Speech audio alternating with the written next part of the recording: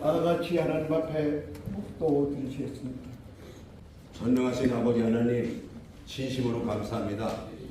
많고 많은 사람들 중에도 하나님의 자녀로 세워주시고 종의 반열에 세워주시고 한국 목사 총연합회 원로 목사회로 수요 예배로 이렇게 신령과 진정으로 하나님의 바로 예배를 드릴 수 있도록 은총을 주심을 감사합니다. 우리 주님이 가장 기뻐하시는 예배가 되게 하시고 부르짖어 간구할 때마다 성령의 세미 함성을 깨닫게 해주시고 다시 한번 우리의 믿음을 점검할 수 있도록 은총을 다하여 주옵소서. 이 예배를 통하여 생명의 증거가 나타나며 영생의 증거가 나타날 수 있도록 은총 베풀어 주시며 죽었던 영혼이 살아나며 병든 자 일으켜 주시고 주님이 가장 기뻐하시는 이 시간이 될 수 있도록 은총을 다하여 주시옵소서. 아버지 하나님, 이 나라 민족을 불쌍히 해주시고 통해 자박하는 민족 되게 하시고 대통령이야 위정자들과 국회의원들에게 정의를 깨닫게 해주시고 백성을 사랑하는 마음, 애국하는 마음이 저들의 마음속에 뼛속같이 바뀔 수 있도록 은총을 베풀어 주셔서 이 나라 경제가 발전되게 하시고 정치가 안정될 수 있도록 은총을 베풀어 주시되 우리 한국교회를 특별히 사랑해 주심을 감사합니다. 처음 시간 마치는 시간까지 생명이 되신 진리가 되신 예수 그리스도의 이름으로 감사하며 축복하며 기도하옵나이다. 아멘. 이번에는 목자교회 교육의 목사님이신 이순덕 목사님께서 말씀을 봉독해 주시겠습니다.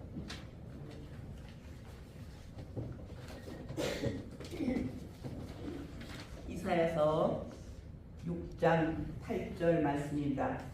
한 절밖에 없으니까 두 번째 줄, 내가 여기 있나이다 나를 보내소서 할 때 다 우리 손들고 고백하시기 바랍니다. 내가 또 주의 목소리를 들으니 주께서 이르시되 내가 누구를 보내며 누가 우리를 위하여 갈고 하시니 그때 내가 이르되 내가 여기 있나이다 나를 보내소서 하지. 내가 여기 있나이다 나를 보내소서. 할렐루야. 감사합니다. 하남법인 원로목사 총연합회 공동회장이신 강마리아 목사님께서 사명자의 인식 하나님의 말씀이라는 제목으로 말씀을 선포하실 때 환영의 박수로 맞이해 주시기 바랍니다. 오늘 하나님 말씀은 이사야서 6장에 8절에 있는 말씀을 제가 준비했습니다. 그리고 사명자의 의식은 하나님의 말씀으로 인장되어야 된다 그런 뜻으로 제목을 잡아봤습니다. 이 우시아 때는 언제인가? 우시아를 부르는 때가 언제인가? 성경을 보니까 우시아는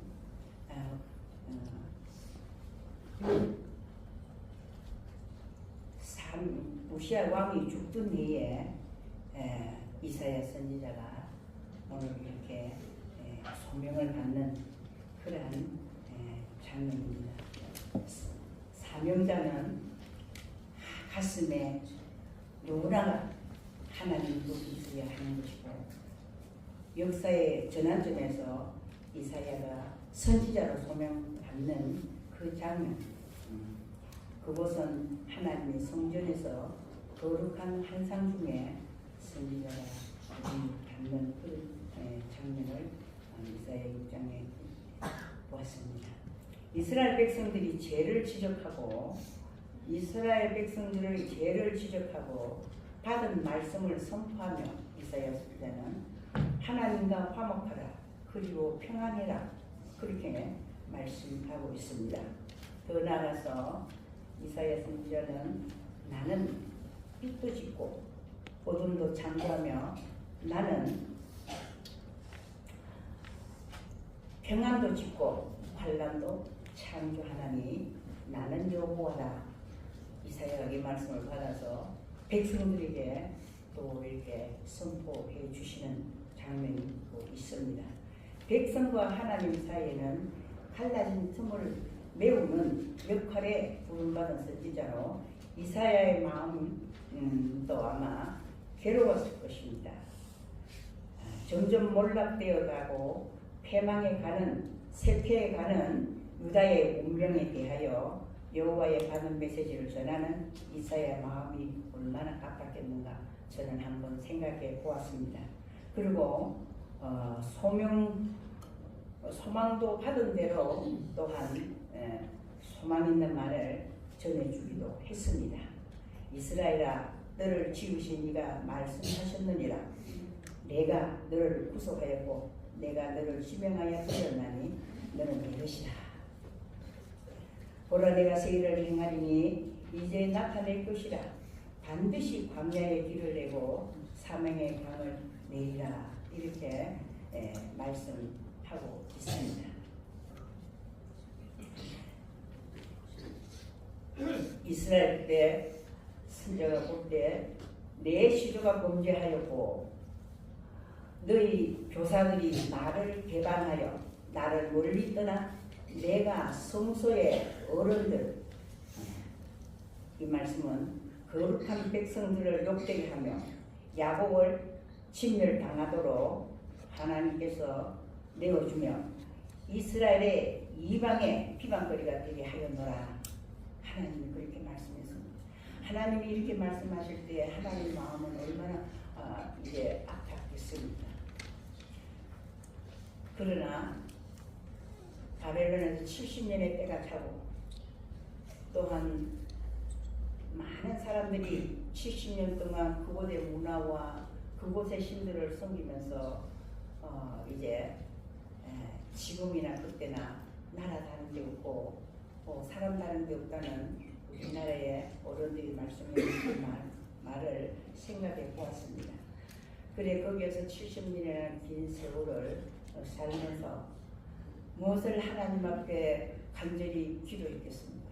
그러나 성경을 보니까 느헤미야는 하나님 앞에 통곡하며 기도하며 예루살렘을 바라보고 그 소식을 들을 때 슬퍼하고 통곡했더라 그래 말했습니다.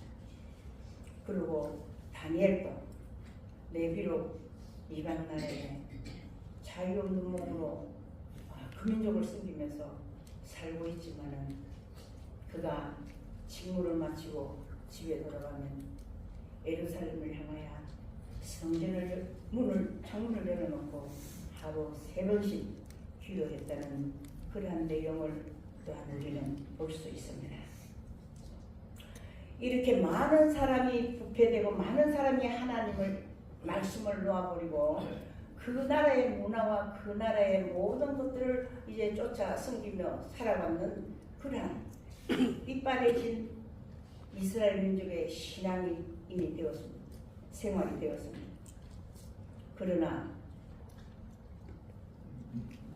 가뭄의 빗방울처럼 그래도 내 고향 이스라엘 나라를 생각하면서 또한 내가 그 나라에 비록 포로가 되어 그 나라의 녹을 먹고 살아가지만은 그러나 최선을 다해 그 나라를 섬기면서 집에 돌아오는 다니엘은 그렇게 창문을 열고 예루살렘 있는 쪽으로 향하여 무릎을 꿇고 하나님 앞에 기도했다는 그런 성경에 기록된 말씀. 또한 느헤미야도 이스라엘에게 소식을 듣자고 들을 때에 몇 사람이 부대에 와서 느헤미야가 소식을 듣게 되는데 말도 마십시오. 여인들은 다 골무로 잡혀가고 또한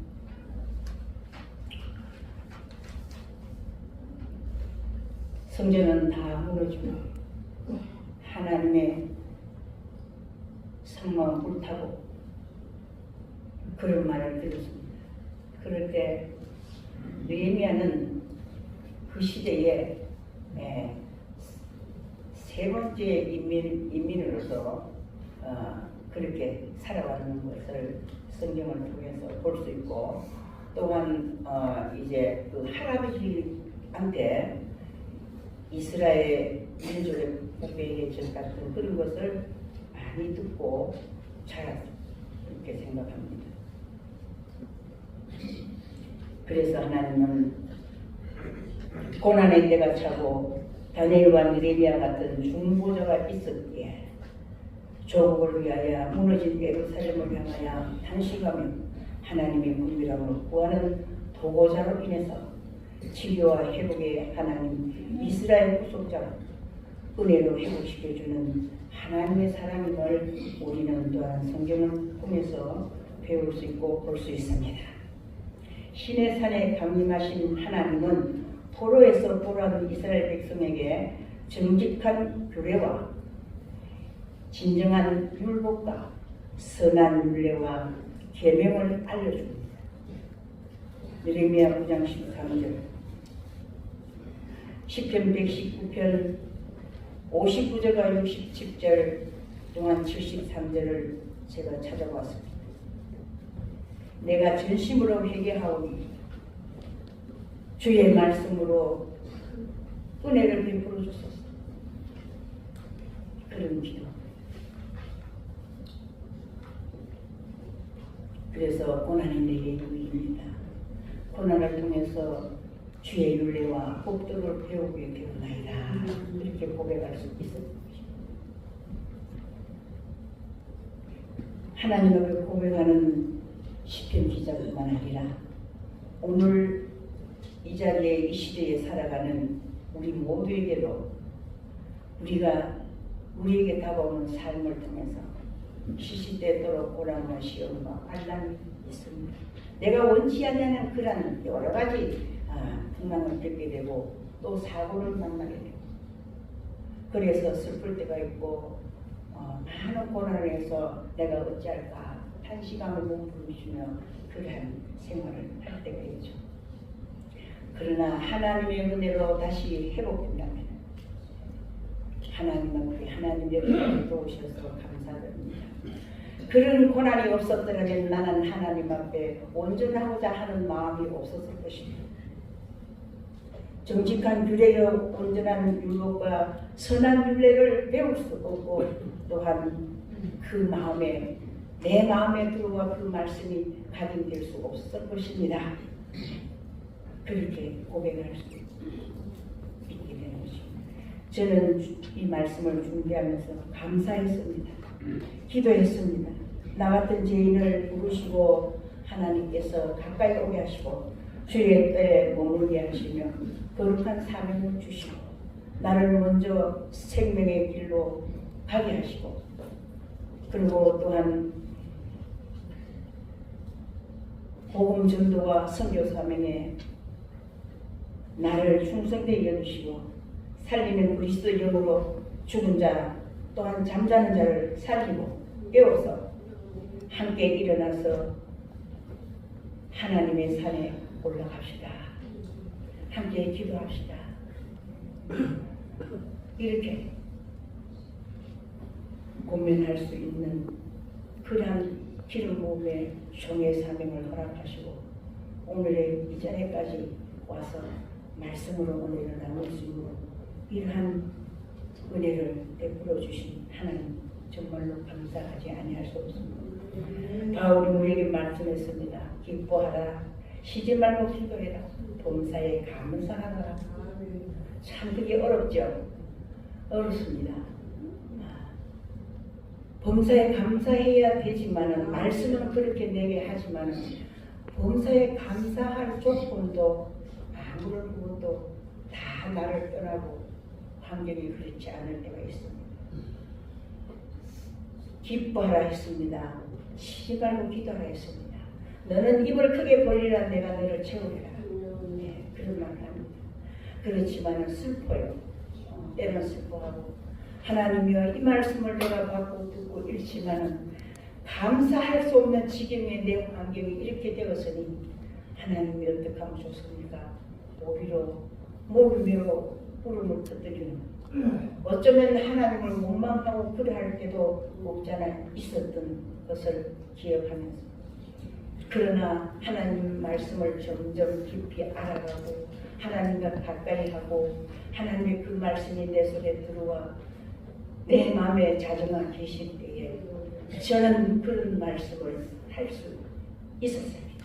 하나님 감사할 수 없는 느낌 속에서도 감사를 찾으니 감사가 있었습니다.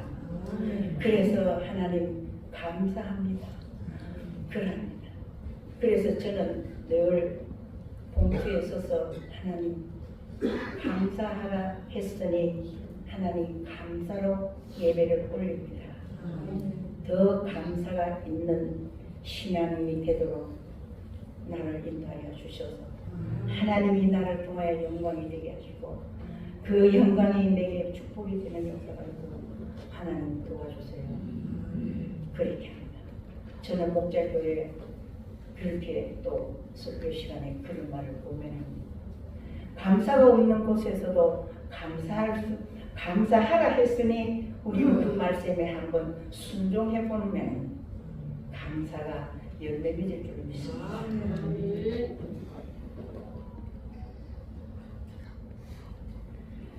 그래서 그 다음에 세 가지를 바울이 부탁한 말은 이건 부탁이 아니죠. 명령입니다.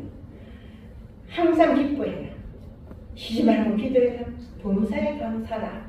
그 다음 대시가 너무나도 가슴에 와닿았습니다. 이것이 그리스도 예수 안에서 나를 향하시는 하나님의 뜻입니다. 그렇습니다. 내가 어떤 장로님한테 신앙의 토론을 하면서 이렇게 질문했습니다. 장로님, 하나님의 뜻이 무엇입니까? 이래 물었습니다. 그러니까 글쎄요. 언젠가 우리가 성경 공부를 하는데 저 충청도 바닥에 목회할 때 원찰님 지금 죽으면 하나님 앞에 갈 것 같아요? 못 갈 것 같아요? 이렇게 물을 테니까 죽어봐야 알지요. 이렇게 대답하는 원찰님이 있었어요. 그래서 목사님, 장로님 성경을 좀 깊이 보고 성경을 많이 보려고 우리가 애쓰고 힘쓰십시다.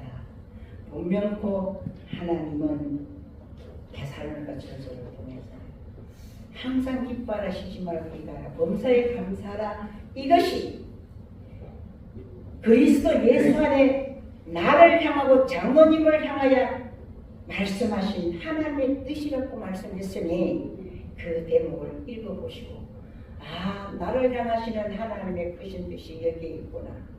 그 제목을 잡고 하나님 앞에 기도하면은 하나님의 뜻을 쫓아 기도하게 되고 하나님이 나를 기뻐하시는 줄 믿습니다. 그렇게 했습니다. 그래서 날마다 묵상하며 진단받고 조명받을 수 있게 되는 것입니다. 하나님 말씀 앞에 내 자신이 스스로 진단되어야 된다고 말씀합니다. 그렇기 때문에 우리가 하나님의 말씀을 보면 하나님의 성령이 도우셔서 내가 하나님 말씀 앞에 조명이 되는 것입니다. 하루를 내려가는 새벽 시간에 하나님 말씀 앞에 조용히 앉아서 그래서 마음을 가지고 묵상하면서 하나님 앞에 하나님이여 내 이 시간에 하나님을 향하여 말씀 앞에 앉아사오니 내가 정자, 정시, 정춤으로 하나님 말씀을 묵상하며 엎드려 보자. 성령께서 도와주셔서 말씀이 풀어지게 하시고 말씀을 깨닫게 해주셔서 그 말씀 내 생명에 이전표가 되고 양식이 되게 하옵소서. 이렇게 기도하면서 누구나 못한 새벽 재단에 하나님 앞에 앉으면은 그런 말씀을 하고 시작할 것입니다. 정자가 무엇입니까? 코로나를 겪어봤지 않습니까? 그래서 다 비대면 교회를 하라고 정부에서 그런 때론 비대면을 하고 있었어요. 그런데 저는 그렇게 생각합니다. 정말로 정자에서 하나님 말씀 앞에 앉아서 예배를 들을 수 있을까? 예배를 듣는 사람이 있을까? 그건 저는 생각해 봤습니다. 그래서 하나님이여 이 시간에 비대면으로 예배하는 모든 교회마다 하나님 말씀을 정자해서 바르게 앉아서 입는 옷 그대로 말고 누워서도 말고 소파에 누워서도 말고 앉아서도 말고 정자로 하나님을 향하여 예배할 수 있는 그러한 대한민국 코로나 위기에 이 순간이 되게 하옵소서. 그렇게 기도했습니다. 맞습니다. 하나님 말씀 앞에 하나님 예배 드리는 이 자리에도 그렇게 기도하면 성령이 나를 도와주시고 내 몸을 터치해 주시면서 바르게 앉은 자세가 어떠냐? 너는 하나님의 말씀을 주시하느냐? 귀를 기울이느냐? 바로 그런 성령이 내게 말씀해 주실 줄로 믿습니다. 그래서 정죄하고 정시, 정청 바르게 보고 바르게 귀를 기울이고 들을 때에 성령이 도우셔서 어떤 역사가 일어납니다. 그것을 체험하게 되는 것입니다. 하나님의 말씀이 생수처럼 솔솔 치어 가슴에 들어오는 것을 체험하게 됩니다. 우리 기독교는 체험의 종교라고 말하지 않습니까? 예수 믿으면은 하나님이 내게 함께 하시는 거, 성령이 나와 함께 하시는 거, 야, 너 그러면은 안 된다. 너 구비해라. 진국과 마린 것을 구별해라. 거룩함과 부정함을 구별해라. 이렇게 성령께서 늘 우리 모두에게 말씀해 주시고 있는 줄로 믿습니다. 하루를 그래서 하루를 내려가는 하루가 되고 마침이 되고 말씀으로 시작하고 기도로 시작해서 하나님 잠자리 줄 때 하나님이여, 목사는 그런 말을 합니다. 목사는 설교한 만큼 살아야 되고 장로님들과 권사님들은 기도하는 만큼 살아야 된다고 어느 봉사가 그렇게 말씀했습니다. 그 말이 맞다. 저 말의 명은 하나님 그 말씀대로 저도 실행하게 해주시옵소서. 그렇게 기도하고 되잖아요. 그래서 우리는 날마다 성령께서 나를 도우셔서 도의 이치를 알게 하시고 성경 속에서 삶의 이치를 알게 하시고 생명의 이치를 깨닫게 해주셔서 그날을 기쁘게 하며 또한 감사할 수 있는 그런 조건들이 생겨날 줄로 믿습니다. 그래서 이제 내가 살아도 주를 위하여 살고 이제 내가 죽어도 주를 위하여 죽는다는 이런 고백이 하나님을 향하여 고백되고 또한 찬양으로 승화되어 주님께 영광이 되는 그러한 삶의 열매를 나와 우리 모두가 맺어가는 줄로 믿습니다. 디모데후서 3장 17절에 보니까 선한 일에 행한 능력을 갖추게 하려 함이라 그렇게 말씀했습니다. 우리가 또한 그 말씀을 대지에 볼 때에 그 말씀이 가슴이 뜨거워지면 그 말씀을 붙잡고 하나님 이렇게 디모데후서 3장의 17절 이 말씀을 하나님께 올려드리며 이 모습으로 살기를 원합니다. 그 기도를 하나님께 올려드리면 하나님 기뻐하십니다. 그래 맞다. 너는 내 말씀을 들고 네 앞에 기도하는구나. 저는 그런 마음으로 하나님 앞에 올려드리며 기도합니다. 그래서 더 나아가 사명자는 하나님의 말씀을 우리 입에 우리 가슴 아구까지 채우는 그러한 놀라운 역사를 체험하게 되는 것입니다. 요한복음 2장 예수님 공생의 첫 가난 혼인잔치 집에 가셔서 포도주가 모자라서 다 당황하고 있습니다. 그래서 주님은 일꾼들을 불러서 이렇게 명령합니다.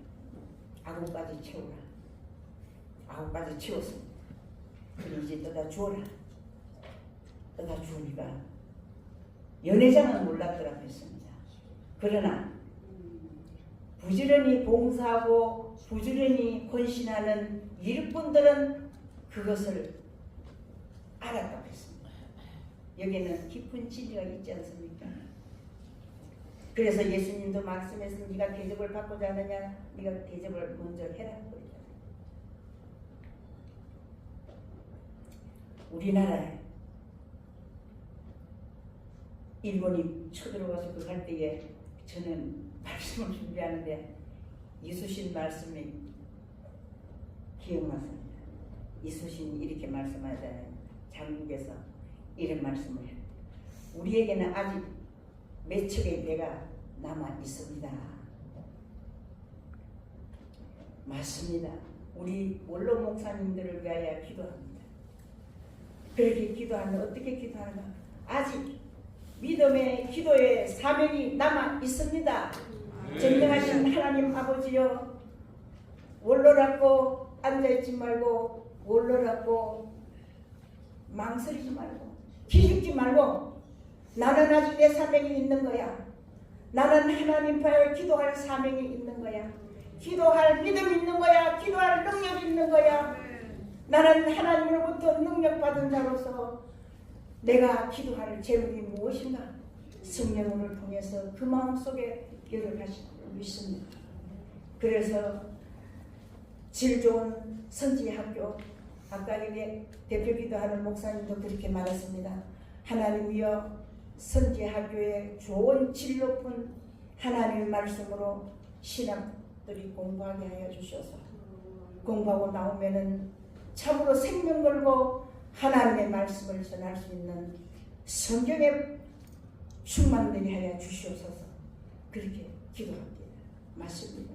저도 그렇게 기도합니다. 하나님이여, 대한민국을 놓고 기도할 때, 대한민국이 또한 민족을 놓고 기도할 때, 아니면 한국 교회를 위하여 기도할 때, 하나님이여, 지금 이전에 있었던 우주 석성같이 일어났던 선지학교들, 그것을 저는 바라볼 때 슬펐습니다. 왜 신학교가 이렇게 많은데 선지학교에 학생들이 배출되면 그 선지학교에 배출되는 그 학생들을 왜 고아같이 버리느냐. 학장들이나 교수님들이 개척하는 교회에 찾아가서 기도 한번 해주는 것 또한 얼마나 고생하느냐. 한번 연합하여 모여서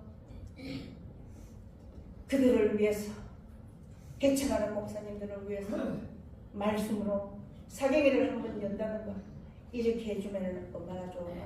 다 오늘날 신학교가 신학생들을 너 마음대로 해라, 사생아처럼 다 버려두는 그것이 저는 가슴 아팠습니다.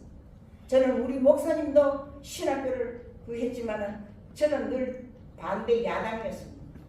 신학교만 가르치고 다 내놓고 그러면 뭐하는 거야. 돌아볼 줄 알고 한번서 그런 사람들을 내 신학교에 그간 사람 선지생들을 모여서 한번 집회 한번 해주고 사경회를 한번 해주고 그렇게 돌아봐주는 그런 선지학교가 필요하지 않느냐. 저는 그렇게 합니다. 그래서 선지생들의 양무르고 오늘날 우리 원로 목사님들 기도의 성산이 회복돼야 되지 않습니까? 한국의 곳곳마다 기도원을 세워졌을 때에 다 성령의 바람이 막 회오리같이 불고 얼마나 뜨겁고 말로 다 형용할 수 없도록 예수님을 만나고 하나님 앞에 영광을 돌리고 찬양하며 체험하는 그러한 대한민국 안에 있는 성산, 기도할 수 있는, 누구든지 가서 슬플 때 슬퍼하고 감사할 때 감사할 수 있는 그런 선지동산, 그것이 다시 회복돼야 되지 않습니까? 그래서 하나님이여 기도의 성산을 회복시켜 주시옵소서. 거기에 성령의 바람이 다시 회오리처럼 부는 대한민국 되게 하여 주시옵소서. 이런 기도할 수 있는 능력이 아직 우리 원로 목사님한테 있지 않습니까? 그리고 또한 기도의 남북통일, 하나님이여 저는 예수겔 37장 말씀을 하나님 올려드립니다. 오늘 또 이스라엘 37장 말씀을 올려드리면서 우리의 힘으로 너무나 할 수 없지만 하나님의 능한 손에 이스라엘 남과 북이 하나 되어서 통일되는 하나님의 역사심을 바라보고 기도하고 있습니다. 남과 북이 하나 되어 손에 손잡고 세계 속에 한국 대한민국으로 하나님 복음 통일, 자유 통일 되게 하여 주옵소서. 한국교회 치유가 되어야 되지 않습니까? 회복이 있어야 되지 않습니까? 그래서 우리는 한국교회 하나하나 기도할 때마다 한국교회를 하나님 앞에 올려드리면서 이렇게 과거에 잘못 살아왔던 이런 것을 하나님이여 바로 내 죄입니다. 그 죄를 내가 가슴에 안고 기도합니다. 하나님 용서해 주시옵소서. 농촌마다 어촌마다 도해마다 하나님의 교회들이 몸된 교회가 세워졌으나 빛바랜 교회가 되었고 어져가는 등불처럼 되어가는 오늘날 한국 교회가 바라보면은 또 들려오는 소식에 슬픔이 있습니다. 하나님 한국 교회가 갱신되고 갱생되는 역사가 있고 붕대는 역사가 있게 하여 주셔서 하나님의 손에서 남북이 통일되는 거룩한 역사가 있게 하여 주옵소서. 치유와 회복이 있게 하여 주옵소서. 대한민국 나라의 안전과 평안을 위하여 기도하는 힘이 나와 우리 모두에게 있다는 것입니다. 우리 원로 목사님들에게 그러한 기도 사명이 남아있는 줄로 생각합니다. 그래서 여기에 모인 우리는 주의 은총 받은 자라 그렇겠습니다. 어저께 제가 이 찬송을 하나 이렇게 마음에 너무 뜨거워서 목사님 저 말씀을 이 말씀 속에서 제가 여기에 모인 우리들 그 찬송을 한번 부르고 싶는데요 이러니까 그 찬송을 불러요.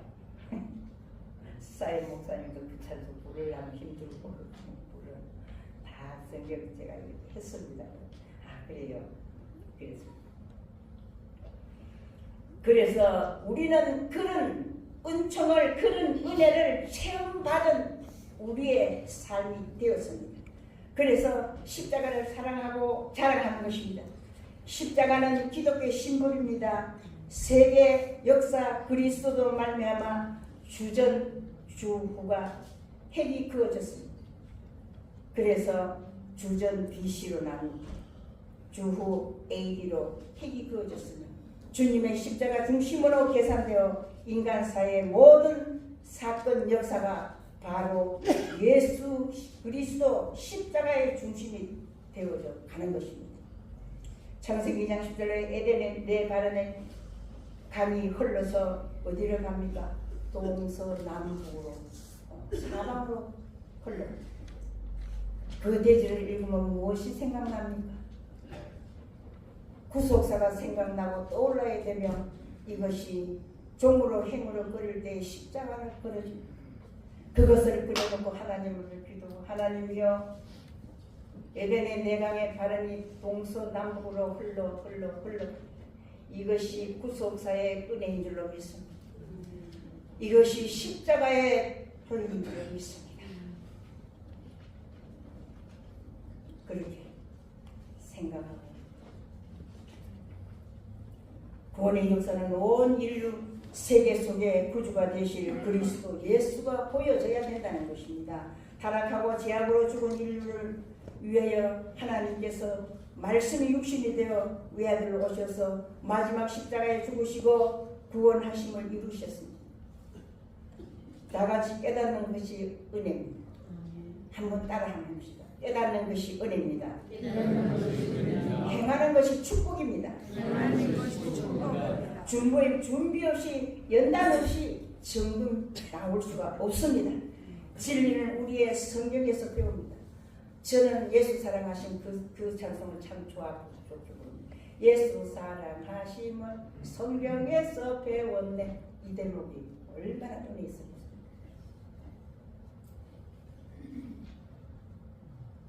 말씀을 끝을 맺겠습니다. 영국의 조지 왕은 형 엘버트 빅터라는 형이 갑자기 죽음으로 급히 조지 왕이 보유에 올랐습니다. 급히 보유를 받아 올라기는 올랐으나 왕으로 제대로 교육받지 않고 왕위에 오른지라. 그래서 조지 왕은 힘든 국무와 막중한 책임감으로 그 긴장된 생활이 몹시 힘들었다고 했습니다. 그런데 어느 날 왕은 작은 도시 공장을 방문했다 했습니다. 그 도시에 가서 거기에 작은 공장에 들어가 봤습니다. 도자기 공장이었습니다. 그 도자기 공장을 이리저리 살펴보았습니다. 열심히 살펴보았습니다. 그래서 감상하던 그 조지왕은 어느 한 곳을 보면서 시선도 발걸음도 멈췄다. 그래서 그것을 유심히 바라보고 쳐다보고 고개를 갸우뚱 했다는 것입니다. 그래서 거기에 두고 꽃병이 특별히 전시되어 있는 것을 유심히 살펴보면서 어떤 마음을 가지냐 생각했냐면, 두 개의 꽃병이 있는데 원료나 무늬나 디자인이 똑같았는데, 그런데 왜 하나는 윤기가 흐르고 생동감이 있는 좋은 예술품으로 보이는데 반면에 하나는 투박하고 별로 보품이 없게 보였습니다. 왜 그럴까 궁금했습니다. 왕은 공장장에게 물어봤습니다. 내가 보기에는 원료나 디자인 같은 꽃병이 보이는데 왜 하나는 가치가 있어 보이고 하나는 그렇게 보이지 않습니까? 공장장이 말씀 이렇게 말합니다. 폐하가 보신 대로 같은 원료와 같은 디자인의 꽃병이 맞습니다. 그러나 원료나 디자인 같지만은 저렇게 다른 것은 하나는 불에 구워졌는 거고 하나는 굽지 않아서 그렇습니다. 조지 왕은 공장장 하는 말을 듣고 고개를 끄덕이며 집으로 돌아갔습니다. 자신을 생각했습니다. 보위에 오른 뒤에 자신이 당한 고난과 시련 무의미한 것이 아니었구나, 그렇게 깨달았습니다. 그래서 돌아온 조지왕은 예전에 그 모습이 간대가 없고 의미 없고 고난 없고 까닭 없는 훈련이 없고 고난이 없는 영광이 어디 있는가? 맞습니다. 의미 없는 고난이 없고 까닭 없는 훈련도 없고 고난 뒤에는 영광이 있고 훈련 뒤에는 승리가 있다는 것을 조지왕은 깨닫고 그때부터 얼굴이 밝아지면서 시련 뒤에는 반드시 꽃이 피는 법입니다. 저는 이 폐활 예화를 읽으면서 맞습니다. 그렇습니다. 나도 많은 연단과 시련 속에 지금은 80의 나이에 왔습니다. 그런데 이번에 또 원로 담임 목사님이 지금 교민에 있습니다. 집에 다 와가지고 전동차에 내리면서 어찌해가지고 그냥 처박혔는 것이 왼쪽으로. 그래서 발은 전동차에 찡기고, 그래서 누가 빼내줄 사람도 없고 아프기만 하고 아유 내 죽겠다, 아유 내 죽겠다 하니까 그 관리관이 쫓아와더랍니다. 목사님 아니세요? 왜 이러세요? 그래 또 다른 사람 불러, 두 사람이 쭉 이렇게 저 먼저 가거든요, 센터에서. 그래서 다쳤어요. 그래서 밤새라고 막 파스 발라가지고 내가 주무리고 막 이렇게 했습니다. 그런데 안 됩니다. 그래서 새벽 7시에 그러면 병원으로 갑시다. 갈비뼈가 어떻게 상했는가 갑시다. 그래서 119로 불러가지고 여기다 안 된다 저기다 안 된다. 그래서 다니엘 병원으로 가게 되었는데 새벽에 그리 나가갔는데 오후 3시에 그 소식을 들어요. 갈비뼈가 상하고 그래 저기 입원실 올라가. 나는 가지도 못하고 그래 하루를 지나 그때부터 시작해서 지금 이런 오늘 그래도 수술한다. 그래가지고 1시까지 저를 오라는 거예요, 병원에서. 그런데 1시까지 못 가는데요, 목사님 전화했어요. 내가 이래가지고 오늘 수요일인데 오잖아. 오늘 안 오도 된다. 예배부터 드려야지. 그랬어. 그래서 이제 내가 좀 마음을 놓고 그래서 문세강 목사님이 오셔서 기도해 줘서 수술 앞두고 기도해 준다고 오셨어요. 그래서 오늘 1시 반에 수술 들어갑니다. 그래서 뭐 목사님 그룹에다 문자 보냈으니까 한번 홍 목사님이나 그 한 목사님한테 이야기해서 통성으로 한번 나를 위해서 기도해달라고 부탁하라. 그룹 알았습니다. 그러고 왔습니다. 우리가 살아가려면 환난과 연단과 많은 게 있습니다. 그래서 저도 많은 연단 속에 그래서 때는 이거 살아볼까 말아볼까 하는 그런 마음도 옥전에 가졌습니다. 그러나 여기까지 왔습니다. 여기까지 살아와봐도 별 수 없는데 왜 그렇게 인양에 살았었고 때로는 어떤데 그래. 그리고 요즘은 이랍니다. 내가 뭐 해주면 좋겠노? 뭐로 도와주고 말해라 그래. 갑자기 그러니까 내가 막 이상해지는 거예요. 내가 도와줄게 하니까. 그래서 도와줄 거 없는데 내 스트레스 좀 받게 해주세요. 그래서 맞습니다. 고난 중에 눈이 나는 꽃병이 되는 과정이다. 그래서 그 말에 위로가 되었습니다. 지금 환난 중에 있는가? 나와 여러분들 내만 있는 것이 아니라 우리 모두에게 그런 환난이 있고 가정에 또한 그런 어려움이 있는 줄 압니다. 그래서 영광을 위한 과정이다. 조금만 더 기다리자. 조금만 더 기도하자.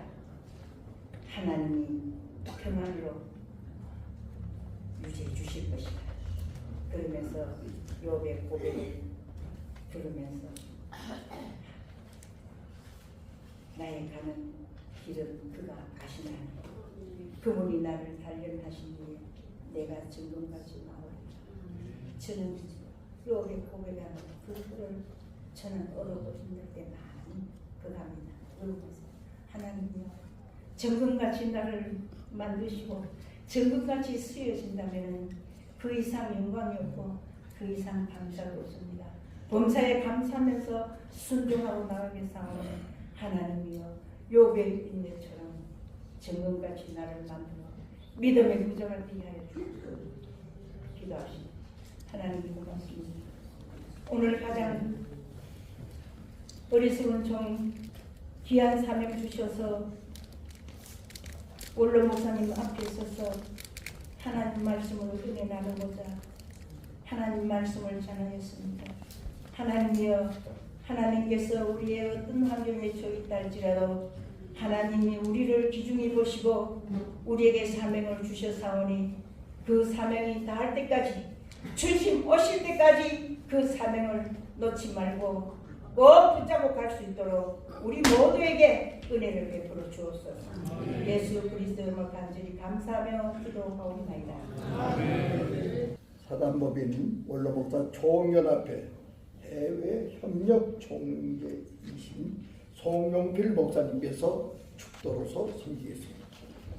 우리에게 구속의 선물을 주신 우리 주 예수 그리스도의 은혜와 주 예수 그리스도를 저희들에게 주기까지 사랑하신 하나님의 크나크신 사랑하심과 우리 안에 내주하시면서 우리들로 하여금 순간순간 신의 성품에 참여할 수 있도록 도와주시는 성령님의 역사하심이 오늘 말씀을 듣고 항상 기뻐하며 쉬지 않고 기도하며 범사에 감사하기를 다시금 깨움받은 당신의 사랑하는 만명한 모든 원로 목사님들 머리 위에와 섬기는 교회와 나라와 민족 위에 지금부터 영원까지 함께 하시기를 간절히 축원하옵나이다.